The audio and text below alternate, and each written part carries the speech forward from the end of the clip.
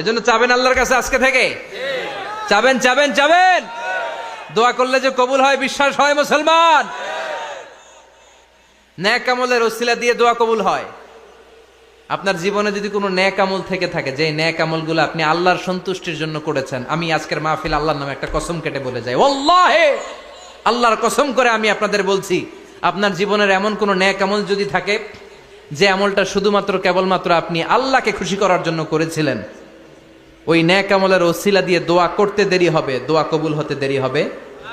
বিশ্বাস হয়? সন্দেহ লাগছে মনে হয়। বিশ্বাস হয় সবার? নেক আমলের ওসিলা, ওই নেক আমলটা শুধুই হয়েছে কার জন্য? চোখের পানি ছাড়ছিলেন এক রাতে আল্লাহর ভয়ে, কাউরে দেখানোর জন্য না, ওই নেক আমল।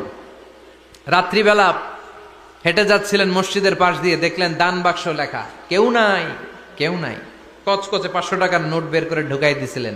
এটা হচ্ছে শুধু আল্লাহরে দেখানোর জন্য নেক আমল, ঠিক কিনা? পড়েন, হাল্লাকা সিররুন ইনদাল্লাহ, তোমার আর তোমার রবের মাঝে গোপন কিছু আছে কি যেটা আল্লাহ ছাড়া কেউ জানে না?